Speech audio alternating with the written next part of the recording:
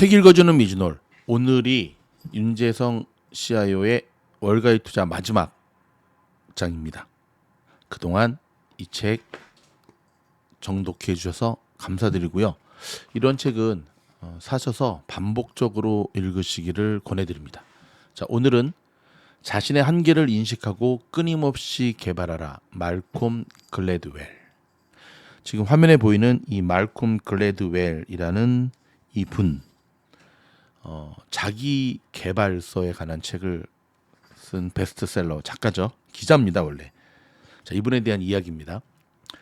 자기 개발에 관한 책을 읽는 것도 중요합니다. 인간으로서 결정을 내릴 때 우리는 자기 자신과 자신의 한계를 인식하는 것이 중요합니다. 저는 말콤 글래드웰이 쓴 책들을 즐겨 읽었습니다. 어떤 작가의 책보다도 그의 책을 더 많이 읽었을 것입니다. 그 중에서도 제가 특히 좋아하는 책은 아웃라이어, 블랭크, 티핑 포인트, 다윗과 골리앗입니다. 여러분 책 밑에 쭉 보시면요, 이 교보문고 사이트인데요. 이렇게 아웃라이어, 티핑 포인트, 블링크, 타인의 해석, 다윗과 골리앗. 이분이 쓴 이제 베스트셀러 책들이거든요. 자, 아웃라이어는 평범한 사람들이 하는 일을 넘어서는 뛰어난 성과와 업적을 성취하는 개인에 관한 이야기입니다. 말콤은 최고와 평범함을 구분하여 최고가 성공의 정점에 도달할 수 있게 해주는 비밀을 설명합니다. 이 책의 전반부에서는 성공한 사람들의 삶에서 어떻게 기회가 노력이나 타고난 재능보다 더 중요한 성공 요인으로 작용하는지 살펴봅니다. 그리고 후반부에는 문화적 유산, 즉 조상 대대로 내려오는 문화적 역사의 뿌리를 둔 행동 경영에 초점을 맞춥니다. 블링크의 젖을 목적은 세 가지입니다. 첫째는 빠르게 내린 결정이 신중하고 주도 면밀하게 내린 결정만큼 좋을 수 있음을 보여주는 것입니다. 이를 위해 말콤은 수년간의 경험을 통해 직관적 감각을 기른 전문가의 직관적 결정이 좋은 결정으로 판명된 사례를 제시합니다. 둘째는 직관을 언제 믿어야 하고 언제 의심해야 하는지 판단하도록 도와주는 것입니다. 직관은 성공적인 사람들도 잘못된 결정으로 유도할 수 있기 때문입니다. 셋째는 순발력 있는 판단과 첫눈의 상황을 평가하고 결정을 내리는 능력은 교육으로 기를 수 있으며 제어할 수 있음을 보여주는 것입니다. 우리가 추구해야 할 최종 목표는 경험을 최대한 활용하여 최선의 결과로 인도하는 결정을 내리는 능력을 키우는 것입니다. 이런 결정 능력은 투자자에게 매우 중요합니다. 자신의 결정을 신뢰하되 내가 틀렸다면 어떻게 해야 할지 항상 자문하고 자신과 다른 의견을 가진 사람들을 찾아내 최선의 결과를 위해 자신의 결정을 끊임없이 개선해 나가야 합니다. 투자에는 자존심에 설 자리가 없습니다. 자, 중요한 말이죠. 자신감을 갖되 겸손한 자세도 잃지 말아야 합니다. 명심해야 되죠. 티핑 포인트는 새로운 아이디어가 주는 힘과 즐거움을 열정적으로 쫓는 지적 모험에 관한 이야기입니다. 무엇보다도 이 책은 변화를 위해 나가야 할 길을 제시하면서 상상력이 풍부한 한 사람의 작은 행동이 세상을 움직일 수 있는 매우 희망적인 메시지를 담고 있습니다.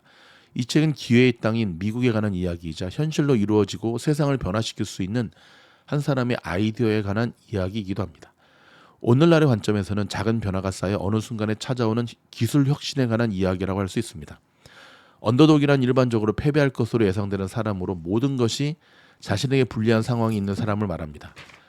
말콤 글래드웰의 다윗과 골리앗은 스타트업이나 중소기업과 같은 약자가 자신에게 불리한 상황에서도 승리하는 이유와 독자가 어떻게 하면 자신의 일, 회사, 인생에서 다윗과 같은 승리를 거둘 수 있는지를 설명합니다. 기업가의 길을 나선 많은 젊은이에게 큰 도움이 될 것입니다. 그 다음 장으로 처세에 도움이 되는 그 밖의 추천 도서.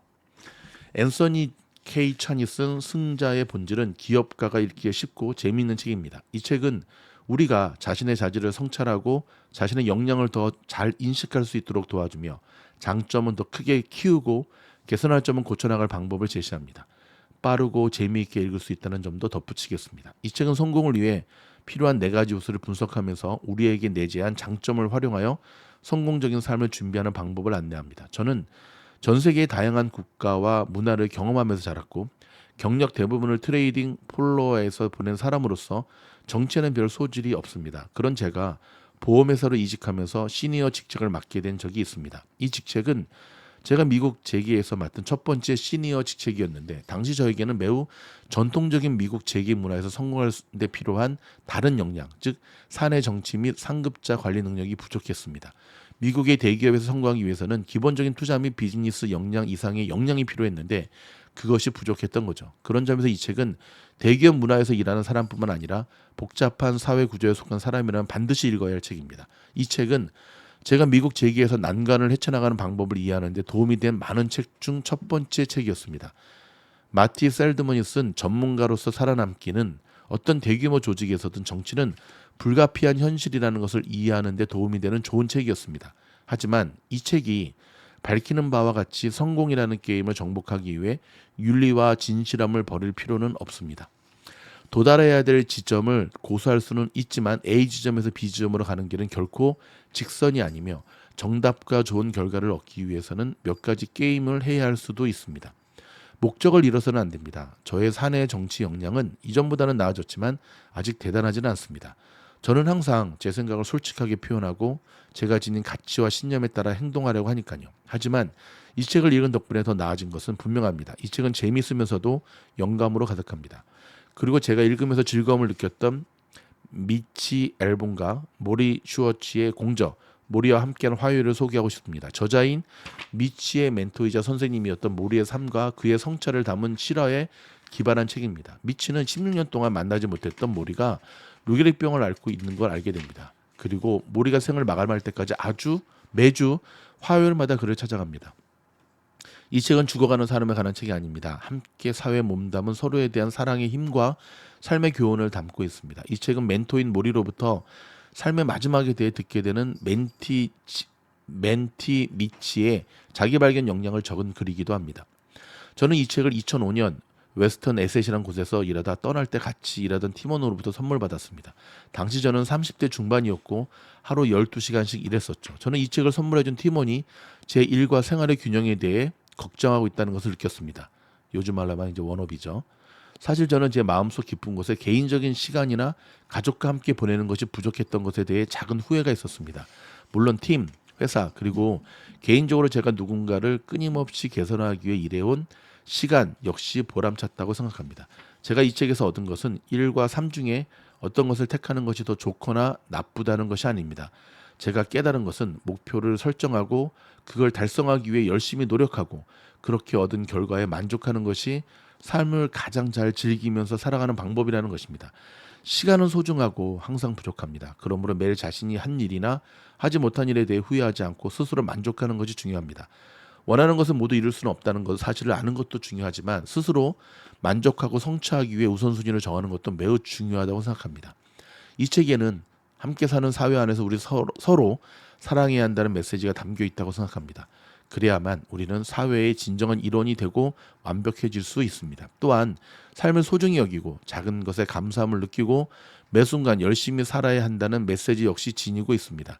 가장 중요한 메시지는 당신이 어떤 위치에 있는 그대로 받아들이고 감사하며 인생이 주는 것을 즐기라는 것입니다. 이 책의 결말을 통해 슬픈 감정도 느꼈습니다만 그걸 통해 의미 있고 목적 있는 삶의 중요성 그리고 사랑의 힘이 중요하다는 건 역시 알게 된 소중한 책입니다. 그 밖에 짐 콜린스가 쓴 좋은 기업을 넘어 위대한 기업으로, 마틴 포드가 쓴 로봇의 부상, 피터 번스타인이 쓴 리스크, 에드워드 헤스와 캐서린 루드위드가 공저한 미래를 준비하는 인간, 폴 리드가 쓴 마지막 사자 윈스턴 처칠 등을 꼭 읽어보라고 말씀드리고 싶습니다. 자, 이러면서 장장 279쪽에 대한 이 책이 마무리가 됩니다. 제가 여러분에게 한 가지 묻겠습니다.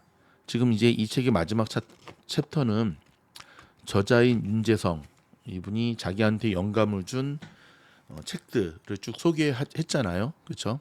지금 화면에 보시게 되면 뭐 말콤 글랜드웰 못 들어본 분 정말 많죠. 예. 저도 이 책을 통해서 처음으로 이분을 알게 됐는데 이렇게 듣게 되면 이 책을 꼭 한번 읽어봐야겠다 여기 있는 책을 이런 생각이 드십니까? 아니면 저런 책이 있구나 뭐 그냥 잘 요약해줬네 생각하십니까? 제가 이 질문을 드리는 이유는요. 제가 요즘 곰곰이 생각하는 것 중에 하나가 나이와는 상관없이 성장이 멈춘 사람과 끊임없이 죽을 때까지 성장하는 사람의 차이가 무엇일까 했을 때는 이런 새로운 책과 이러한 새로운 사람에 대한 거 소개받았을 때 지적 호기심이 여전히 살아있느냐 아니면 거기서 멈추느냐. 더 심각한 사람 있죠. 이 책 읽어주는 미주노 같은 경우는 조회수가 뭐 500회도 안 나오잖아요. 그렇죠? 끊임없이 편식하면 안 된다. 또 개중에 웃기는 사람들 있죠. 예, 지가 윤재성 씨보다 더 훌륭한 사람인 줄 알고 뭐 저따위 책을 읽어주냐고 막말을 하는 쓰레기들도 있는데 뭐 다 불락 처리했습니다. 성장하는 투자자가 되기 위해서는 배움에 대한 갈구함, 그 다음에 핑계대지 말고 하루에 10분을 읽더라도 끊임없이 자기 개발에 대한 도전을 주는 책을 읽어야 된다고 생각합니다. 지금까지 윤재성의 월가의 투자